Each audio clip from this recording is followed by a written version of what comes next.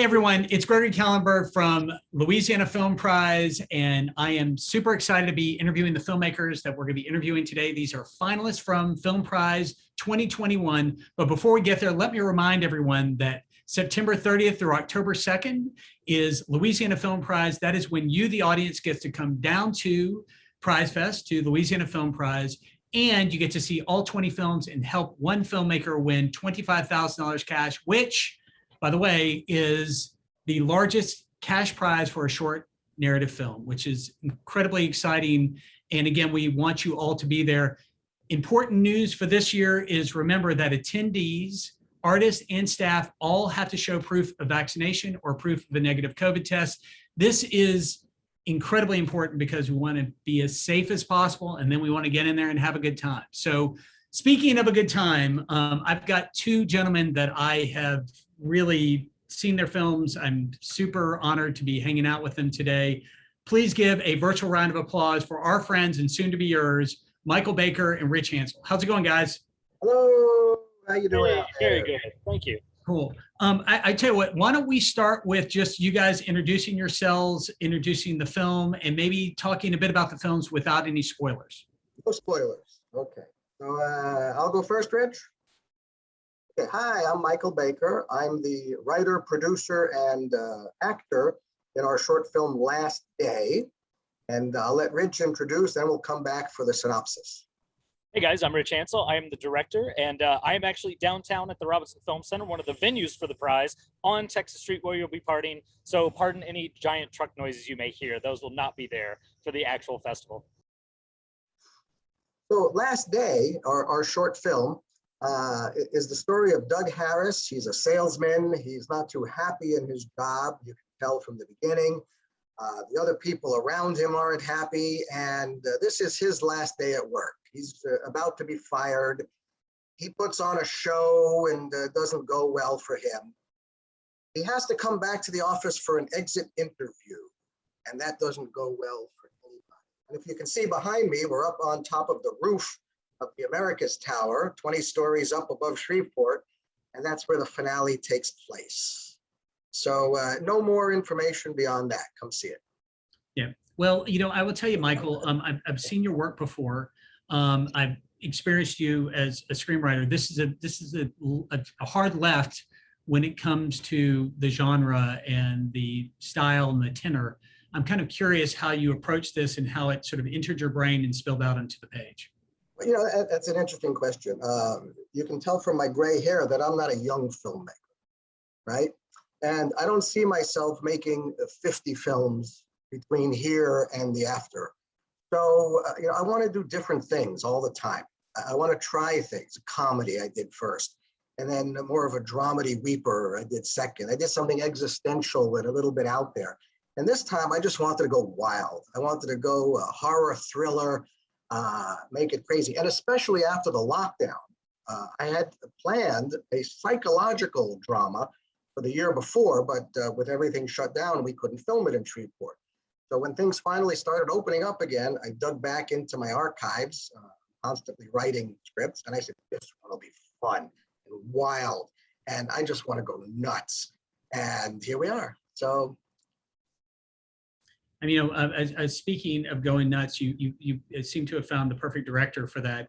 Rich, tell us about how you approached this material. One, it sounds like it was something that you certainly liked and could handle. I'm curious about how you sort of approached it, and then how you sort of started to craft a way to take this to the screen. Yeah, thanks. Well, so I had seen Michael's work before, and actually at the Film Prize. So that's where I was introduced to him. He's a lovely person in person, and also just I really loved his filmmaking. We talked about this before coming on, but for him to offer up a script that was such a left turn, I think the point of short films and doing festivals like this is to push yourself. And I really appreciate it when an actor, and especially a writer and producer, is willing to take those risks.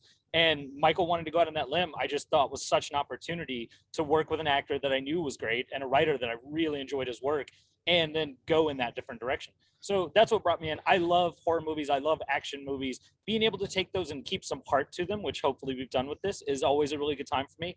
I think Michael really intentionally wrote something that resonates with what people go through, how workers are treated today. So there's a little bit more to that. We're seeing that after the pandemic, where you see people realize maybe their worth as an employee is different than what it was before. And so you have those elements in the script to go with the really fun genre stuff. But honestly, it's the really fun genre stuff that got me in. Yeah, and you know, I mean, I'm curious about, you know, there's so much tension and energy to this film.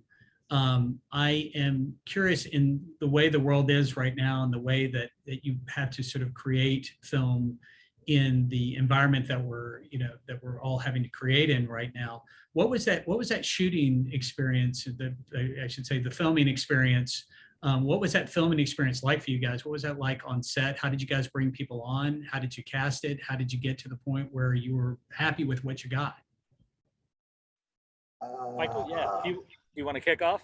Yeah, let me try that one. That's a tough one. So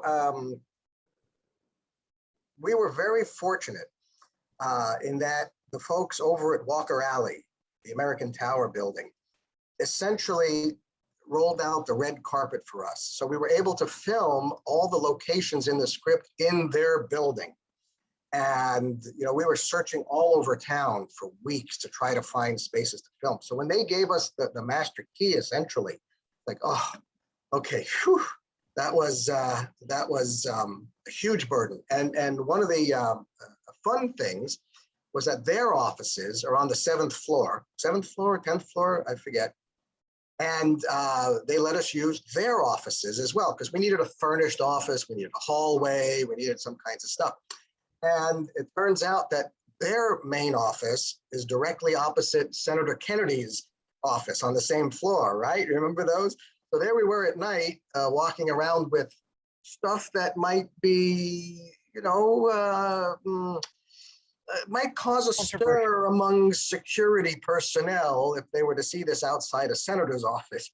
But we weren't bothered, right?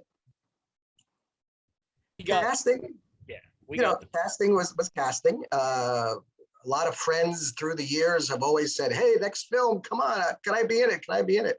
So we brought a lot of our extras from Dallas. They were thrilled to be in it. One local girl, she's in it. Two local people, actually. Ricky from the Walker Alley office. This was her first time on camera. And when we met with the, remember, were you there when we met them? We said, hey, you look like a good dead body. Why don't you come be a dead body? And that we were teasing the receptionist. And she had a lot of fun in the film. And then Marion Glorioso, her family is from Shreveport. She lives in Dallas now, but she came out and had a small part in it as well. So that was a lot of fun. So you know, I am curious. You know, Michael, you are from Dallas, and Rich, you're a transplant from California. You guys, of course, found each other at Film Prize. But I'm also curious about those people out there that might be watching this and thinking about the idea of maybe making their own films for Film Prize. What would you tell them, given your experience over the years with Film Prize and being a part of this film competition? Man, well, first of all, we have a really good local crew base, and we also have more gear coming. We have some gear, we have some more coming. It's also easier to get gear here than I think people think. I think some people from outside who are used to having a rental house next door look at that as a limiter. We'll just let this truck with all its chains go by. Again, it'll be much quieter for the festival, or at least filled with music instead of trucks. So yeah, we have a decent base here. We were able to get in guys, and actually Michael hired a talented young man that I hadn't met before, who's fantastic and is now going to come in and help us mentor with some of the programs we have. I'm looking forward to hiring him on some paid projects, like just some, you know, you always meet new people as you come. We got lenses from Alex Jeffries. We were able to use Zeiss Super Speeds as we, you know, that were local in town. Literally Walker Alley opened up, Gregory, frighteningly for you, your office building, the same building where your office is, just a few floors below you. We were running around causing mayhem, and just gave us access. The maintenance guy let us on the roof, which seems crazy, but I may or may not have launched a drone off the roof of one of the tallest buildings downtown, and Shreveport's okay with that. So it's such a great place to film, and I wish more people, honestly, I wish more people knew about it. The only difficulty for out-of-town folks is finding locations. They may have to come out ahead of time and scout it, or they can contact, you know, all the various people who are glad to help them with running around town, sending pictures and whatnot. But, you know, through the years, I've known some of the winners, you know, of the film prize, and just some of the great talent that have come from all over. I mean, who was it that year? I forget the name of the film, but they came from Australia to film here in Shreveport. Was that right, Greg? Robert Lindsley, Nowhere, Arkansas. Yes, absolutely. That was incredible. But lots of Californians come out. You know, Travis Bible does great work, and bleeping Johnny Stapleton with his great films. Hey, I tease him all the time because he was such an inspiration for me. So, but I tease him though because he won twice. So you know, I'm curious. You know, we all always talk about the filming experience. We talk about the production. I'm curious about what this was like on the post-production side when you guys knew you were done, and what was that like once you turned this film in?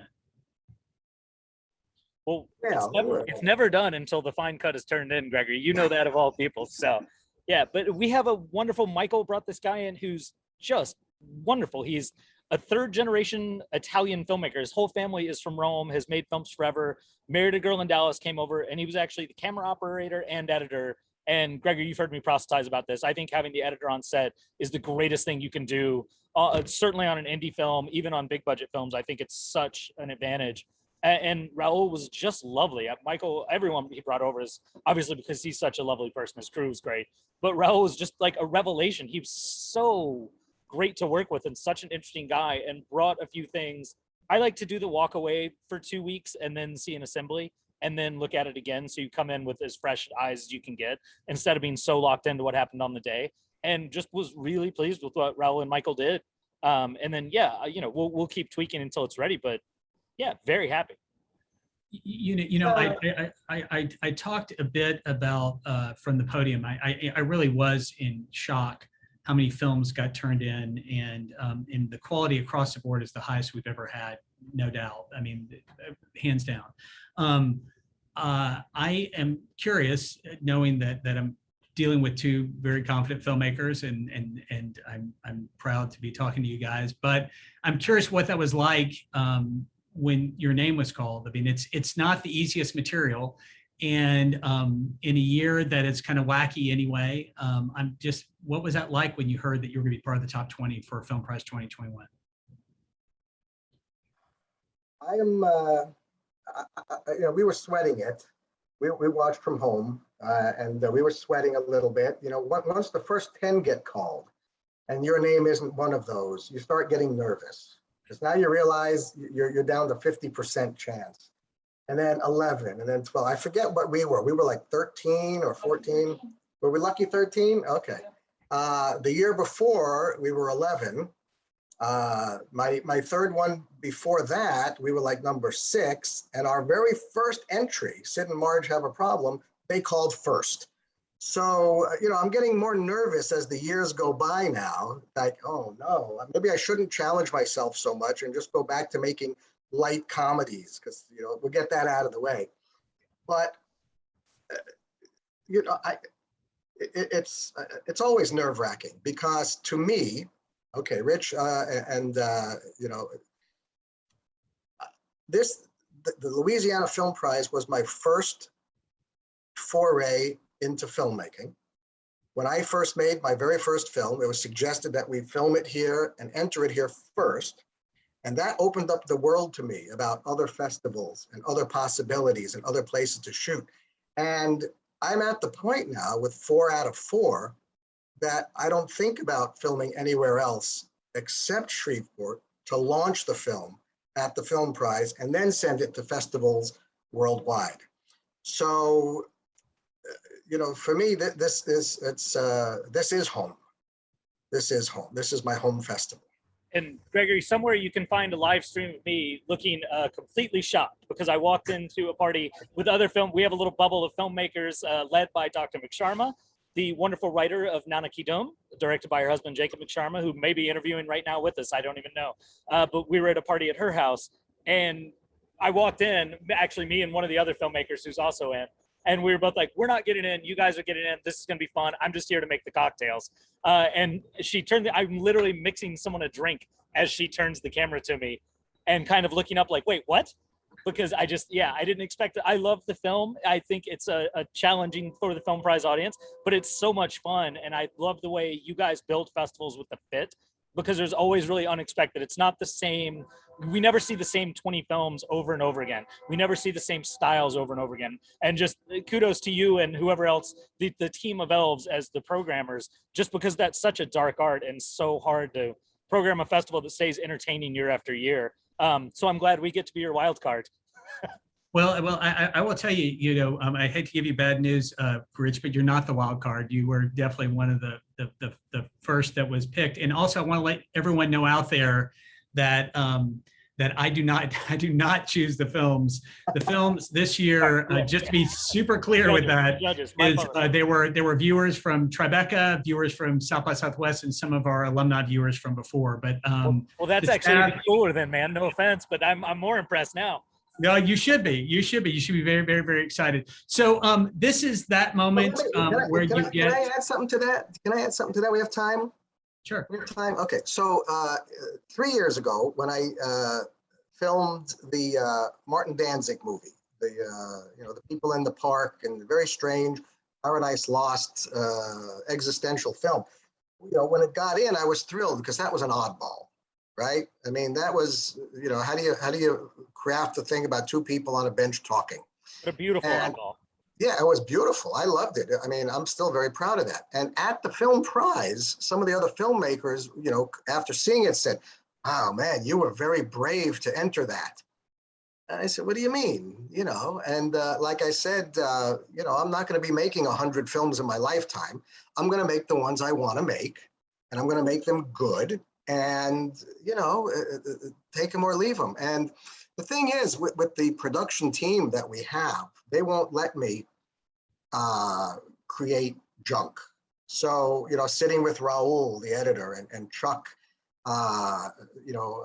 doing all his DP work, they're out there making sure that this is going to be a top quality looking and sounding and edited production. So that goes a long way, I think. So the goal, is not to, I'm not making Marvel movies, right? These are not money makers. There is zero return on investment for short films, basically. So make the best movie that you want to make. Please yourself as the filmmaker. And then it'll find an audience. Remember Popcorn and Chocolate, right? That turned out to be the biggest hit out of the four. After it premiered at Shreveport, it wasn't accepted to any festivals, and I was panicking. I said, "Wow, what's wrong with this movie? This has something for everybody in it. Cute little girls. It has a cactus. It has chocolate." And finally, it started picking up, and it found its audience. So don't be deterred by the content. I mean, there was it Paul Peterson, Hangman, a few years back. Colby Dolan. Colby Dolan. Terrifying. Wow, I loved it. It was brilliant. It scared the bejesus out of everybody who watched it. But I thought it was brilliant. I will tell you, as you guys both know, on Sunday, October 3rd, we will be bringing out a big check. That check will be covered, and it will be delivered by by RBM accountants, the ones who actually count our votes for us. And we invite everyone to the stage. It's just kind of a community event for me and for the Film Prize staff. We unveil that check and we call a name. What does it mean for you guys if that name on that check is last day, and what do you do with that $25,000? Well, wow. I mean, if you call last day, I'm going to be very shocked. I'll be thrilled, of course. And, in some ways, I'll be a little bit surprised because, it's going to be like, out of all the other films I've done, this is the one that people liked, really? What kind of sickness is out there for them to like this one compared to the others that I've done?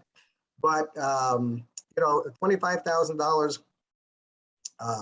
it's a lot of money, and it would go right in to the bank for next year's production. Now, I have 3 or 4 scripts that I'm just dying to do. One of them is going to be huge. It's going to be at least a $50,000 budget. It's going to be a 7 or 8 day shoot for a 15-minute short film, but it's going to be epic. And it's a passion thing I wanted to do for years and years, but it's going to cost a bloody fortune. So that'll help for that. Yeah, and for me, it's easy, Gregory. Ecstatic, I think, would be the word. Shocked, as usual, and ecstatic. So it'll be that simple. Cool. Hey, well, listen, we're going to end this with a Viva la Film Prize, as is our tradition. I want you guys to gather that energy. You did such a wonderful job today. And I'm going to take care of a little bit of business. I just want to remind everyone that Louisiana Film Prize is September 30th through October 2nd. You can get tickets at prizefest.com. Remember, all attendees, artists, and staff have to show proof of vaccination or a negative COVID test to be there. Again, we're going to try to keep this as safe as possible. Get inside that Film Prize bubble and have a good time. Gents, you guys ready to give a little Viva la Film Prize? We are, and if I can real quick, thank you so much for the safety requirements. I work with young children as an educator. I have a young child who's too young to get vaccinated at home, and we're around elderly people with his grandparents who have some health issues. So being able to come and prize safely means the world to me personally. So I very much appreciate what you guys are doing for the community. I love that. Thank you so much, Rich. And listen, best of luck to you guys. We're going to give it a Viva la Film Prize, and we're going to sign off on 3. Ready, gentlemen? 1, 2, 3. Viva la Film Prize. All right. Well, this was Rich Hansil and Michael Baker from Last Day. Good luck, and may the prize be with you. We'll see you at Prize Fest and Louisiana Film Prize, September 30th through October 2nd. Tickets at prizefest.com. We'll see you soon. Peace out, guys. Later, guys. See you.